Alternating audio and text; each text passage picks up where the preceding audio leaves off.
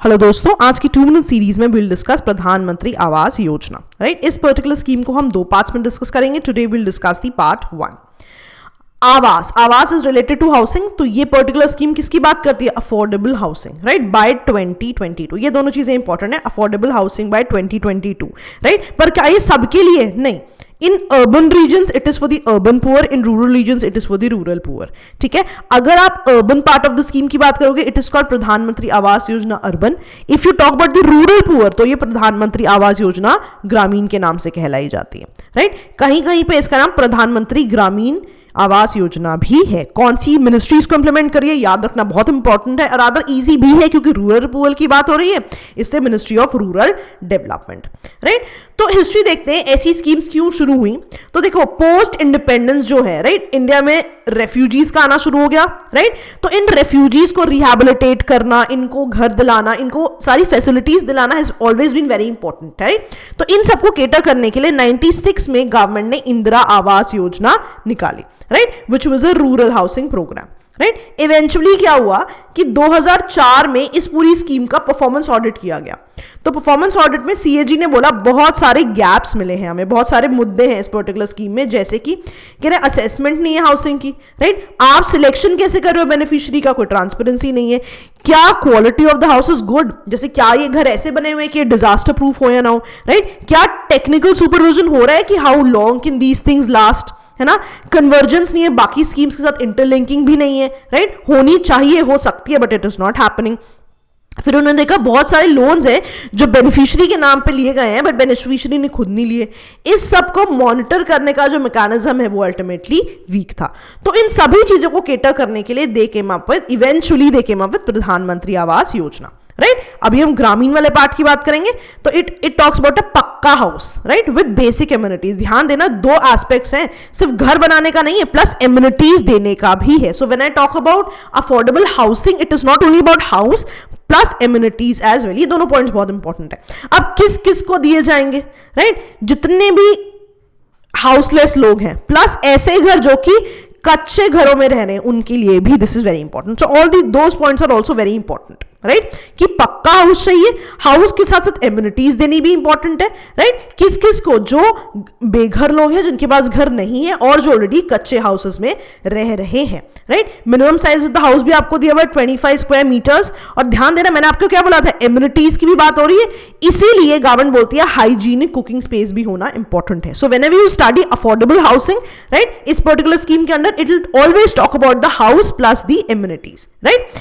जितने भी प्लेन्स हैं उनके लिए असिस्टेंस कितनी देती है गवर्नमेंट? 1.20 लाख। और जितने भी हिली एरियाज हैं, डिफिकल्ट एरियाज हैं, उनके लिए 1.30 लाख, राइट। उसके बाद मैंने आपको बेसिक एम्यूनिटीज की बात की है, तो कहीं ना कहीं construction of toilets, drinking water, electricity connections वगैरह भी दिए जा रहे हैं। और इंपॉर्टेंट चीज, इनको कन्वर्ज भी किया जा रहा है। आपको मैंने गैप में क्या बताया था कि कन्वर्जेंस नहीं थी स्कीम्स के साथ, देखो यहाँ पे कन्वर्जेंस की भी बात हो गई है, राइट। ओके, अब देखते हैं फंड्स कैसे मिल रहे हैं। जितने भी प्लेन एरियाज में उनमें सेंट्रल स्टेट की फंड शेयरिंग 60-40 की रेशियो में है, और जितने भी north eastern and Himalayan states में है वहां 90-10 की शेयरिंग है between centre and the states, right.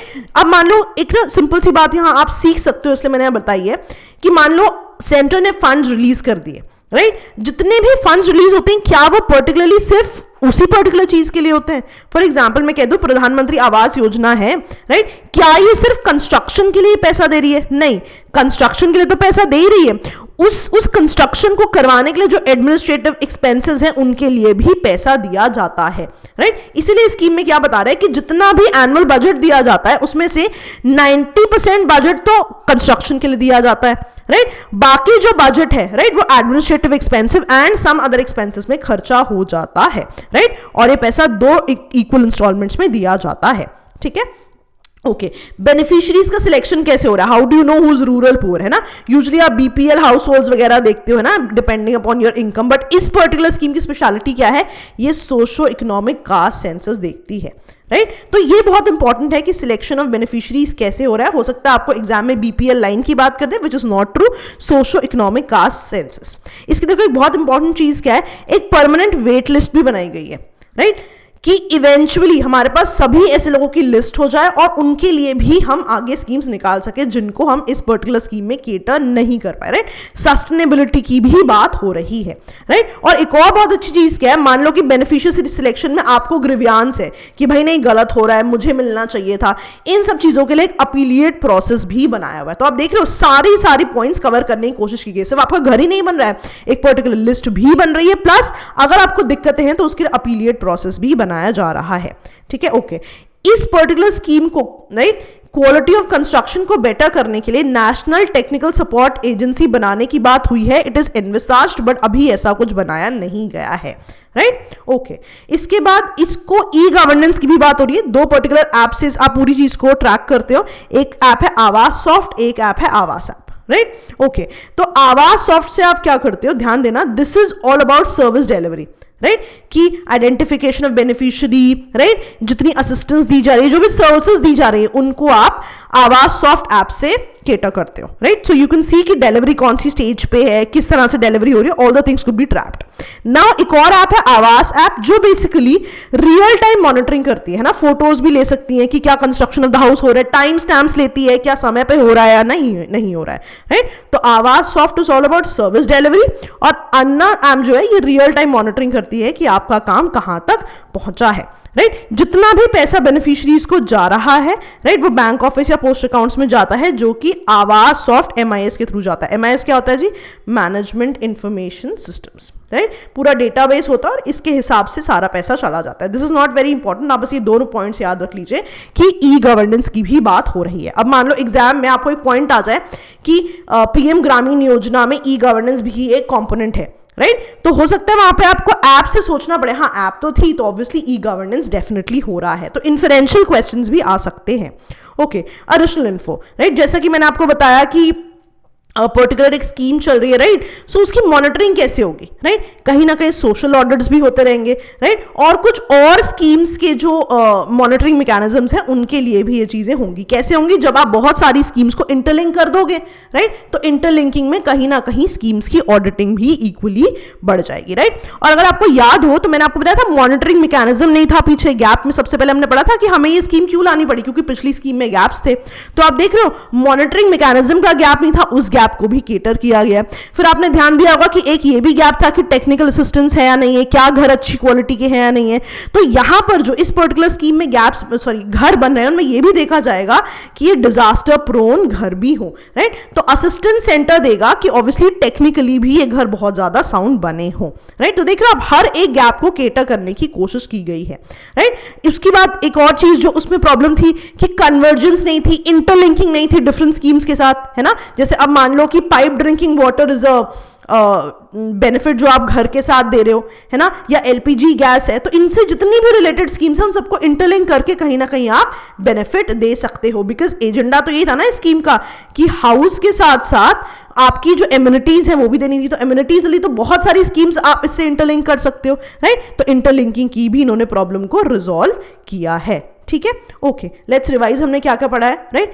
Pradhan Mantri Awas Yojana, right, affordable housing by 2022, right. किस किस के लिए, फॉर अर्बन रीजन्स के लिए क्या थी, प्रधानमंत्री आवास योजना अर्बन, और रूरल रीजन्स के लिए क्या थी, प्रधानमंत्री आवास योजना रूरल, राइट। इसकी मिनिस्ट्री कौन सी थी, मिनिस्ट्री ऑफ रूरल डेवलपमेंट। मैंने आपको कहा था आप रूरल वर्ड से याद रखोगे, राइट। फिर हमने इसकी हिस्ट्री में क्या पढ़ा था, राइट, कि रेफ्यूजीज को रिहैबिलिटेट करने के लिए ये चीज शुरू हुई थी, जिसके लिए 96 में इंदिरा आवास योजना आई थी।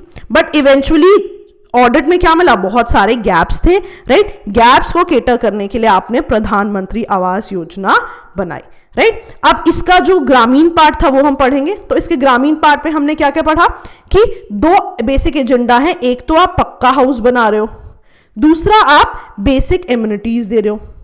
ये किस किस के लिए कर रहे हो, एक तो जितने भी हाउसलेस लोग हैं और एक जितने भी कच्चे हाउसेस में रहते हैं, राइट। अब इसमें जितनी भी एम्यूनिटीज थी, राइट, उनको केटर करने के लिए आप क्या कर रहे थे, convergence with different schemes, right. और मैंने आपको क्या बताया था, मिनिमम साइज घर का कितना है, 25 स्क्वायर मीटर्स, ठीक है। और दूसरी चीज क्या थी, हाइजीनिक कुकिंग स्पेस पढ़ा था हमने इन बेसिक एम्यूनिटीज, तो ये दो चीजें एक पर्टिकुलर घर के लिए दी गई थी। फिर हमने पढ़ा कि यूनिट असिस्टेंस कितनी मिल रही थी, 1.20 इन प्लेन रीजन्स, 1.30 इन हिली एरियाज, राइट। उसके बाद हमने पढ़ा था फंड शेयरिंग में, right, 60-40 in plain regions and 90-10 in north eastern and Himalayan regions, right. जितने भी फंड्स रिलीज होते हैं, राइट, 90% कंस्ट्रक्शन में जाते हैं, बाकी जितने भी बचे वो एडमिनिस्ट्रेटिव एंड अदर इश्यूज में जाते हैं। बेनिफिशियरी कैसे मिलते हैं हमें, सोशो इकोनॉमिक कास्ट सेंसस से मिलते हैं। फिर हमने बताया था एक परमानेंट वेट लिस्ट भी है जिससे इवेंचुअली और भी मैकेनिज्म बढ़ाने में मदद मिले। फिर हमने बोला अगर आप इससे हैप्पी नहीं हो तो एक अपीलिएट मैकेनिज्म भी बनाया गया है, राइट। टेक्निकल एक्सपर्टीज के लिए एक नेशनल टेक्निकल NTSA जो है, right, that was suppose to be there, right, जो कि एनविसाज्ड है बट अभी तक बना नहीं है। फिर हमने बताया ई गवर्नेंस की भी बात हो रही है, उसके लिए 2 एप्स की बात हुई थी, आवास सॉफ्ट एंड आवास ऐप, राइट। फिर आपने बोला कि कुछ एडिशनल चीजें क्या थी, एडिशनल चीजें थी कि एक सोशल ऑडिट हो रहा था, राइट, कन्वर्जेंस हो रही थी स्कीम्स के साथ, राइट, डिजास्टर प्रूफ घर बनाए जा रहे थे आपने, राइट। तो इन सब चीजों की हमने डिस्कशन किया है, right. I hope you remember all this. अब एक सवाल सॉल्व करते हैं, which of the following is true with context of प्रधानमंत्री आवास योजना, राइट। सो पहला क्या है, this is a central sector scheme, right, और दूसरा क्या है, cost of unit assistance central और स्टेट के बीच में 60-40 का रेशियो है, राइट। सेकेंड ऑप्शन पे आते हैं। अब यहां पे देयर इज अ पॉसिबिलिटी कि आप सोचो यार 60-40 तो था, राइट, बट आपको ये भी याद होना चाहिए कई जगह पे 90-10 भी तो था, right. So this is wrong क्योंकि ये सिर्फ 60-40 का क्लॉज होता है। अगर यहाँ पे सिर्फ ओनली लिखा होता, राइट, तो भी ये गलत होता, और अभी भी ये गलत ही है कि सिर्फ 60-40 का रेशियो नहीं है, कुछ रीजन्स में 90-10 का भी रेशियो है। So this is something you would have answered. अब जैसे पहली ऑप्शन क्या बोलता है, this is a centre sector scheme. अब this is a particular example जहां पर 2 कॉन्सेप्ट्स को मिक्स कर दिया गया है कि आपको फंडिंग के बारे में तो पता है, पर क्या आपको पता है कि सेंटर सेक्टर स्कीम्स क्या होती है? तो एक छोटा सा कॉन्सेप्ट आपको पता होना चाहिए। एक होती है सेंटर सेक्टर स्कीम, एक होती है centrally sponsored scheme. Centre sector scheme क्या होती है, जहां पे 100% फंडिंग गवर्नमेंट से ही आती है और गवर्नमेंट ही उसको, सेंट्रल गवर्नमेंट देती है और सेंट्रल गवर्नमेंट ही इंप्लीमेंट करती है।